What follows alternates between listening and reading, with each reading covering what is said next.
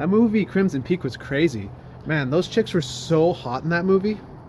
Oh man, I'd do the sister. Any opportunity I would be presented with, I would do her only at her place. I'd have to have someone to run away to. That bitch is crazy. I know, clingy. Clingy. No. The real question I have about that movie, though, is was the house a giant metaphor for relationships and marriage in general? Warm on the outside, and as soon as you get there, it became cold and distant? That's a very good question, and I'll raise you this one. Were the ghosts systemic of a mental illness of that girl? Or was, possibly an hallucinogen with that poison? I don't know. Something to ponder. Review off, bro. Review off! Let's do this. Doing it. It's deeper than you think. I mean, there's a lot going on in that movie. It absolutely is. It's beautifully well done, but just not as intense until the very end as I would like it. So, glad you could make it. We're talking Crimson Peak. You look so much better than in the Reanimator version. I know. I got better.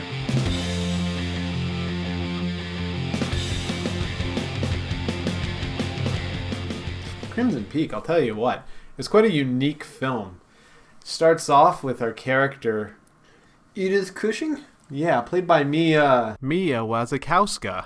Wasikowski, or something Jewish. Something like that. Or maybe Slavic, or, it's hard to tell. Definitely European. It's hard to tell. She was hot in any case. Very hot. Playing the main character, the writer of a book, a ghost story. Where the ghosts are metaphors. She points out constantly through it out. It was at that point where she's trying to write the book and her dad's trying to support her that you meet Charlie Hunnam as Alan. Dr. Ellen. The optometrist.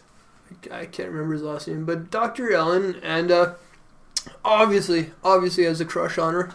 Yeah, and the dad approves of it. The rich father approves of his daughter dating Dr. Allen. And of course, why not? He's a doctor. Yeah. You want your daughter to marry up, right? No. I want my daughter to marry somebody of class. And thus that happens. That's when the introduction of the Baronet, Tom something or another, as played by Tom Hiddleston, is introduced with his sister Lucille. What a ridiculous title. Baronet. Who's ever heard of a baronet? They actually had to explain that in the movie. Yeah. They go to explain that it means that he owns land and he's using that to make money from it. That's typically called a baron. Not baronet. So, Mia, writing her story and being encouraged by her father to write this story, playing Edith, ends up meeting Tom, played by Tom Hiddleston, and he is very intrigued by the story, and the two of them hit it off very quickly. And a relationship is started, to the disapproval of Tom's twin sister. Yeah, she kind of gives off a creepy vibe right off the bat. Like, I knew right away there was a little bit stronger relationship going on there than just a sisterly one. Like, made me think that she was super clingy. Yeah, like, she wanted to be the only woman in her brother's life. There was a little bit of the Game of Thrones going on there. What's it, Jaime and Cersei Lannister? There's a bit of Lannister going on there. Yeah, absolutely. You got that a little bit of incestuous vibe. So, despite that, they decide that the twins, that they're going to get Edith to come back to their homeland in England. The whole story takes place mostly in American, not in New York, outside of New York somewhere. And they end up hiring a guy from Torchwood, whose name eludes me at the moment, to do investigations into... So, before we go any further, this guy. That guy from Torchwood. You see him? Yeah. He's there with the worst New York accent you've ever heard. He tries. He tries desperately. He does. You can tell he practiced a little bit. I'm sure like he spent hours in front of the mirror practicing this accent. When you see that guy, all you can think is, shouldn't you be, in a gay relationship traveling through time with John Barrowman? One of the things in the movie that happens is you get the overbearing father, where he decides he's going to look into his daughter's love interest. Now, he's already approved of Charlie Hunnam as Alan, who previously appeared in a Del Toro film, Pacific Rim, where he played the protagonist. That was very well done, and heartily approved of Del Toro's choice. Yeah, he's your typical strong male, the right guy, the disposable love interest. Yeah, that is one way to put it. I would say that in that Pacific Rim, he was like the alpha male, destined to obviously come out on top. In this, he was, he had the crush, but he didn't have enough money to really look like the more appealing option. Optometrist versus baronet. But back to the plot, the detective that the father had hired came back to him with some very disturbing news. Which they don't reveal at first. At first, they don't reveal this secret. Yeah, and that kind of bugged me a little bit. It left me wondering. I kind of appreciate that they didn't reveal it right off the bat. And because of this, the father tells Tom and his twin sister that they need to get out of town and that he's not worthy of his daughter, his writer daughter, and that her right husband is obviously Charlie Hunnam, the optometrist, Dr. Allen. So Hilderson takes it and thoroughly breaks our heroine's heart. Yeah, he criticizes her book in such a way that he pretty much makes her cry and run upstairs like a little bitch. Sad, but yeah, she can't take the review. Yeah, he accuses her of never knowing love and writing as a person who will never know love. Yeah, honestly, that would make me cry too if I put my heart and soul into writing a book and it was criticized that way. Yeah. I would definitely need a hug after that. So the father pays off Tom and Lucille, and they head back to England. But the next day, the father ends up killed in mysterious circumstances in a brutal death scene where you don't see who kills him. That's right. That doesn't come until much, much later in a flashback. But the death scene is quite brutal. It's his face versus a porcelain sink, and obviously it comes to a bit of a stalemate. Neither one wins, but the face is much worse off than the sink. It's the girls that were sitting vicious. On either side of us just like cringing and couldn't look. Like Del Toro does such a good job of making a disturbing and vicious and visceral death. And like this is what he does. He creates a visual medium that resonates deep in you. Right? It's the tuning fork straight to your guts so that you vomit everywhere. Yeah, it was absolutely dramatic and very well done. Mm-hmm. And you can believe that was actually happening. Like, it looked very realistic. And then later on when they investigate the body to identify the father, like everybody in the audience didn't want to look. It was the fear of the visceral gore and what they kept away from the audience was just too much for most of the people watching it. Yeah. So you got to give Del Toro points for that.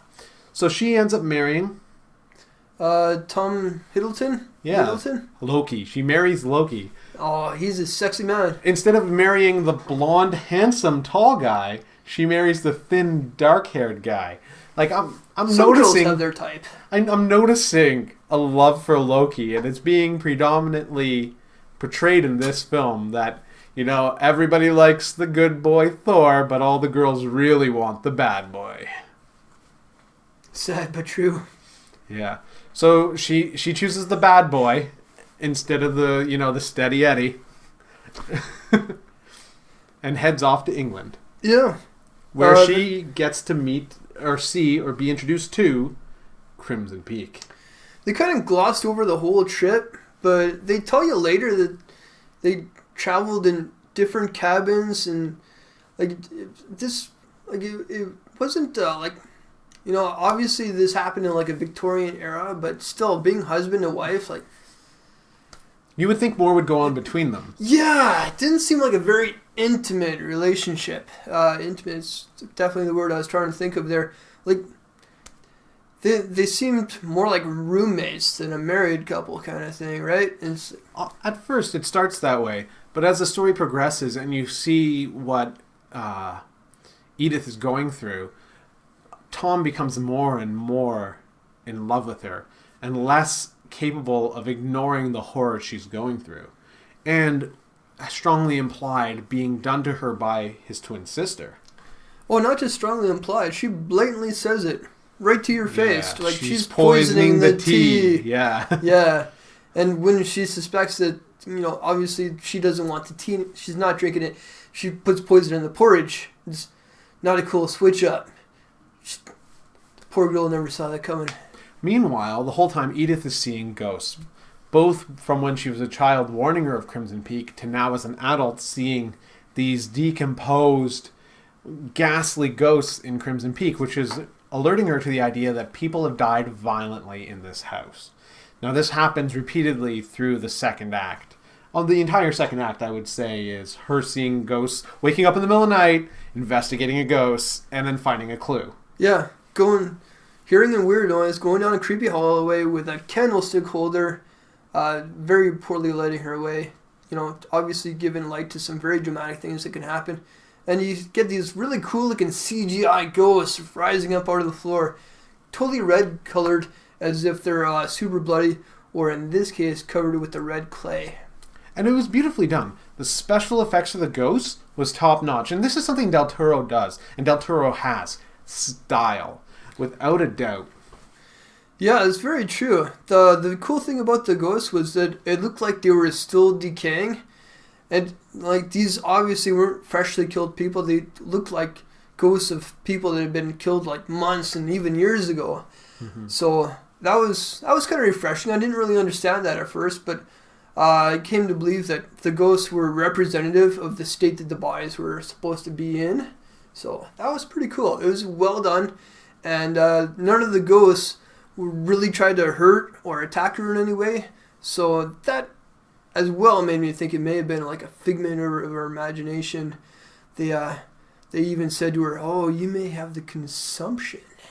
Yeah, when she's being poisoned, she's coughing up blood, which is very similar to consumption or tuberculosis, which is what she's supposed to be misled into believing while she's in Crimson Peak, because there's a secret subplot that they keep alluding to through the second act, and that's Tom has been married multiple times and uses these women that he marries to get the money from the family to continue the process of producing Crimson Peak into a lucrative business.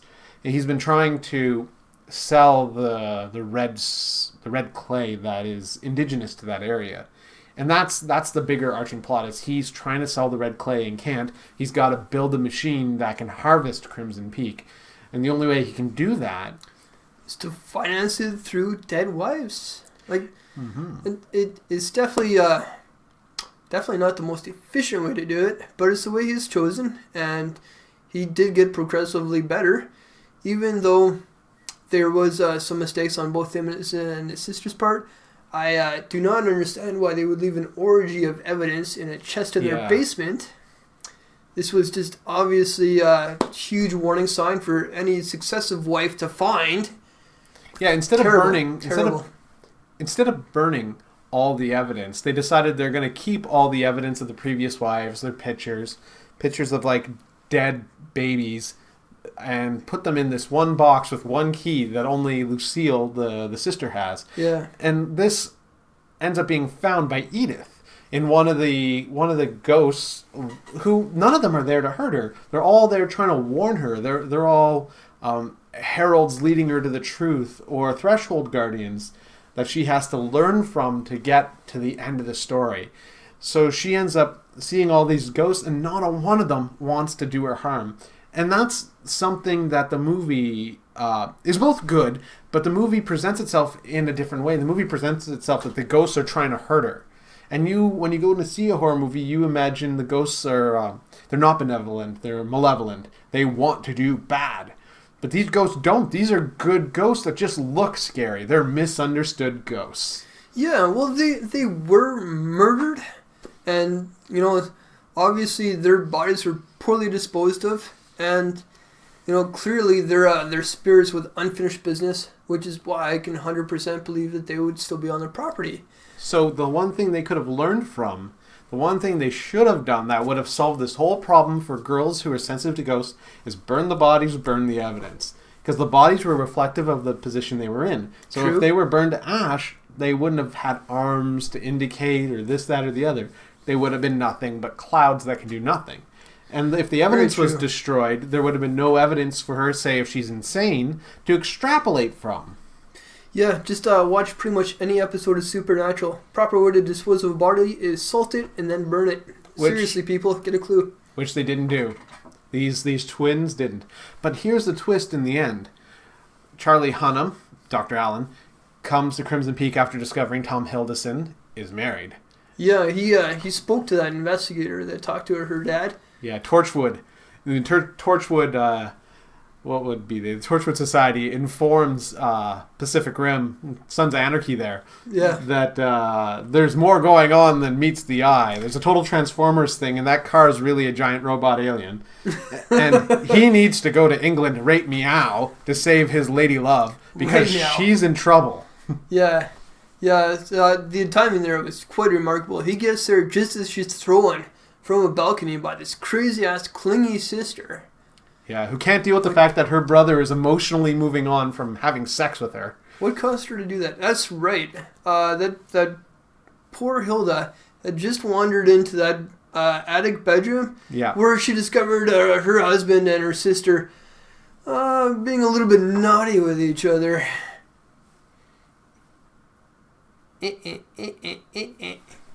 Yeah. Cersei and Jaime were getting their freak on. Yeah. And just like in Game of Thrones, someone got tossed out the window. They were Lannistering it up, and she got thrown off a balcony. Mm-hmm. It was quite Game of Thrones, wasn't it?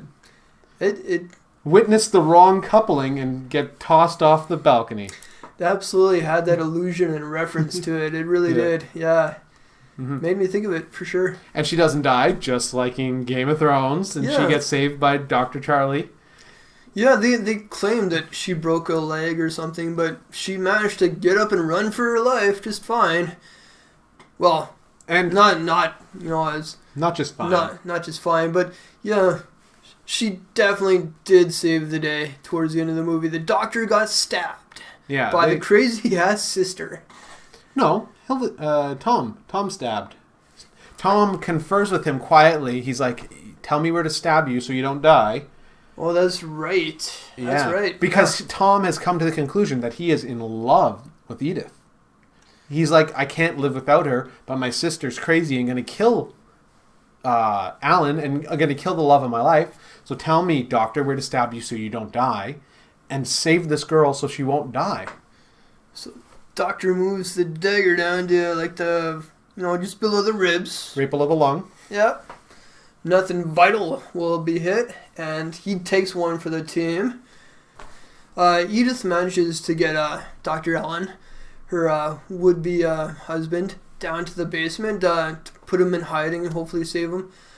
And a crazy sister comes down, but she digs up this big-ass cleaver, which she used to murder their mother with. And she uses this to try and take out Edith with. And the whole next 15 minutes, very, very intense. It definitely climaxes from here on out. She gets up the machine, making it outside, and they bring in some more CGI effects. She manages to distract the sister by showing him the ghost of her brother, who she sees just murdered. She kills her own brother because her brother has fallen in love with someone else. Yeah, brutally. She stabbed him with a steak knife twice in the chest, once in the face. Yeah, and when the ghost shows up, you can literally see like bloody wisps of smoke coming up out of this wound in his face. It was very well done. Which is very in line with the way they set up the dead already. The ghosts she sees are in the level of decay they are in real life. Edith comes across the ghost in the vat. No, sorry, not the ghost. Comes across the body of one of the previous girls in the vat. Yes. And it's in quite a state of decay in the red mud. And then when that ghost appears later, it's in the exact same state of decay. Yeah. That is well done. So when Tom dies and she sees him later, he's full-fleshed with the wound on his face and the stabs on his chest in the exact state of death and decay that he is in real life. Which I thought was smart. I thought it was very smart. Well played out and very consistent of itself. Like, he didn't become like a ghost zombie. He was still full-fleshed. Yeah, and he was obviously not happy about being dead. Like, he wanted to help his wife more than his sister because, he clearly, his ghost obviously remembered how he died. And it was cool. It was well done. And it was obvious to everybody in the theater, to me, that everybody in the theater liked the way that Edith killed the sister. Oh, there was laughing. People laughed. People all around us were laughing at the sister's demise. How did she kill her? She got the hatchet? Bashed her across the face with a shovel. Oh, yeah. Yeah. Actually, it spun her around. When she gives the sister the revelation that her brother's ghost is here, her sister's mind opens up to accept the ghost, and she sees her brother. At which point... Totally distracted, hit in the face with a shovel, spun her around. And then the sister makes this empty, meaningless threat, like, if you don't put me down right now, I will continue to try to kill you. So she just nails her again with the shovel. And people laughed. The whole Everybody crowd laughed, broke out in laughter. It was great. It was such a release as a group from the tension of what was going on. It was almost comical. It was.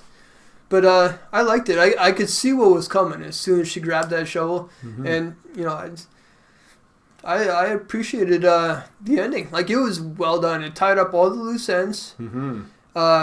The doctor, he managed to live through his grievous dagger wound. And... you don't even need a sequel to know what's going to happen. They're going to live happily ever after. All the loose ends are tied up. It's well done.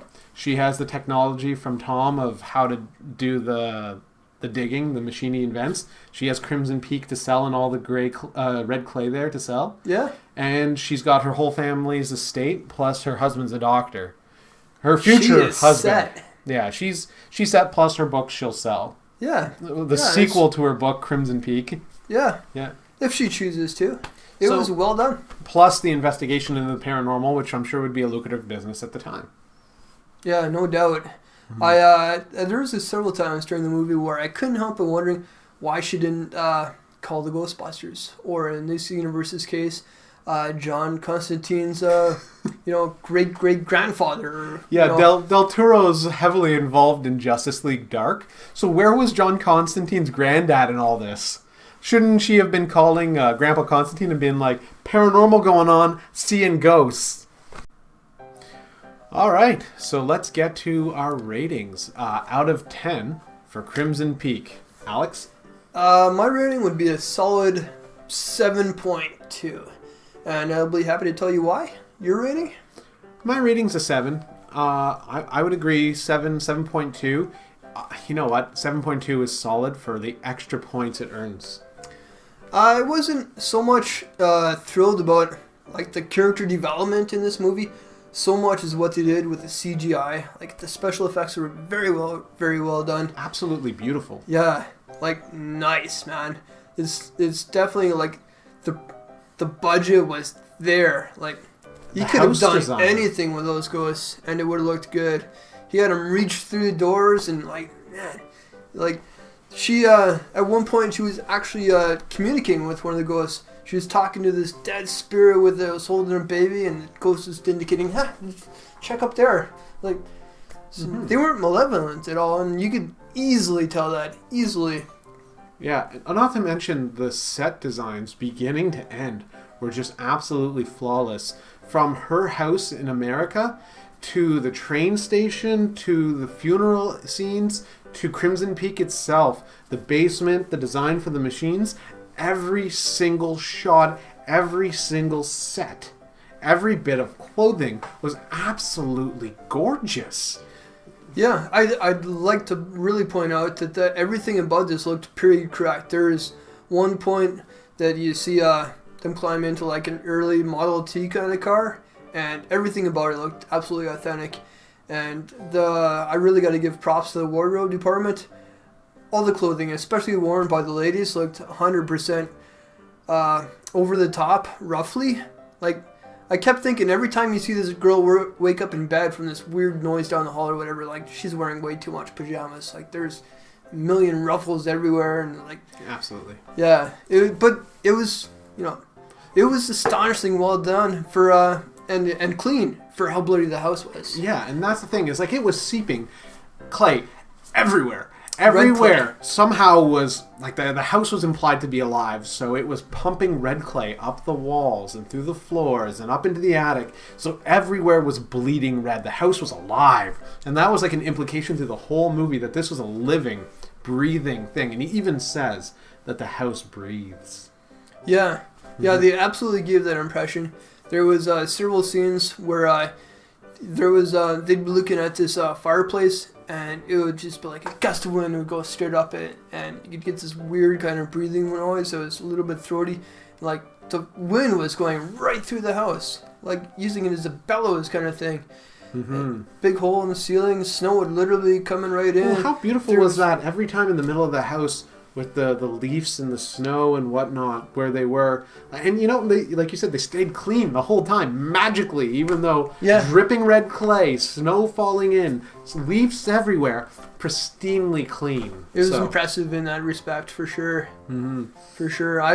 Even in New York or whatever city they came from, when she was running across the street, it was a muddy street, and she kept her dress perfectly sparkling clean. Yeah. No, the how cleanly they were superseded the truth of the environment, right? And one of the other things I found really interesting in the movie, or should I say, one of the things that really bothered me in this movie was the dialogue. Like, a lot of the times, when you heard Edith talking with her dad or with Tom Hiddleston, the dialogue, you could tell was written by a Spanish-speaking man, and it was his second language. The prose were not beautiful, but when Tom Hiddleston talked to Edith, it was so sweet and so beautiful, and his acting so powerful. You just couldn't help but want to, go home with Tom and be like, "Take me, Tom, I'm yours." I understand it's all about how they say it, not what they say. It's true. I mean, you could literally be threatening to kill somebody, but if you say it as if you're reading Shakespeare, it'll sound beautiful and eloquent. And he was so good at it. He took the script, which was passable, and made it passionate and believable, and every line, and the way he looked at her. Absolutely. Yeah. There was passion and fire in his eyes. Yeah, I don't know how any girl could ever stand up to the psychic, overwhelming want of Loki. Man, when he looked directly into the camera, he got my heart racing. Oh, I know. Just the pitter-patter. But, it was very, very well acted by him. The father was a little misplaced. Jim from Supernatural. Yeah, Uncle Bobby. Uncle Bobby, yeah. Jim Beaver. Yeah, that's it. Yeah, he didn't pull it off quite the same way Tom did. Still, he did a very good job in the role that he was given, I believe. Mm-hmm. He played that rich white company owner right to the T. Mm-hmm. For what he was asked to do, hard to imagine him doing a much better job. It was kind of painful to watch him, tell the guy to break his daughter's heart. Yeah, and the way Loki does it too. I could see that he obviously wasn't happy about this task that he was telling somebody to do, but he did it, and he did a good job of it. It was good acting. I can't fault him for it. So what would you say are the two strengths and the two weaknesses? The two strengths are definitely the CGI and the wardrobe. Two weaknesses? I would say character development. The main character, Edith, does not develop her character a hell of a lot through the movie. She's like this naive, kind of scary girl throughout pretty much the whole thing. And the second weakness is, you know what? If I'd been directing this, I would have had Charlie Hunnam, be more of a hero instead of, having him destined to get stabbed and, having him forced to be saved by the girl instead of the other way around. I expected him 100% to come to the rescue in a more meaningful way. Yeah, I think you're right. The thing that was really missing was a heroic win. Yeah. Right? Either by Edith or Alan. Neither of them had a really heroic win in the end. They had a win, and a win's a win, but yeah, it was definitely not over the top. I mean, everybody in the theater did laugh and had a good time when. But are you supposed to laugh in a horror movie? In the end, when things are desperate, the ending, Alan should have been in these desperate sort of moments, and Edith is gonna have to watch Alan die at the hands of Lucille with the knife. right? Like, Yeah. if Edith had been, like, able to open Lucille's mind in that moment to see all the ghosts. That was pretty cool, actually, Well, that she finally had somebody else be able to see it, and she was able to use that as a distraction. Like, if she had done that in the moment in the end, using the ghosts that she had this whole time to stop Lucille and maybe save Alan, I think that would have been a less comedic and more passionate, more climactic ending. But the ending wasn't climactic, it was comedic. It was, and I think it was partly because of the release of tension. Mm-hmm. Yeah, all through that whole last 20 minutes of the movie, there was a very strong possibility that this evil sister was going to win. Yeah. And something that I very much would have liked to have seen is right off the bat at the very start of the movie, you see Edith's mother's ghost come and warn her about Crimson Peak. And I would have loved to have seen that come full circle and Edith's ghost mom to show up on the peak and do something. To help her. Something to help her. Yeah. And literally anything. Make a distraction, move something with your ghostly hand, like anything. But there was nothing but this warning when she was 10 years old. Beware of Crimson Peak. Yeah, I found the climax was almost anticlimactic. So that's Crimson Peak, everyone. A good movie and a lot of fun. I'm Justin. That's Alex. Go to metafilmlist.blogspot.uk or .com. Check out the podcast. We got lots coming up. And hope you enjoy. Ciao. Boom.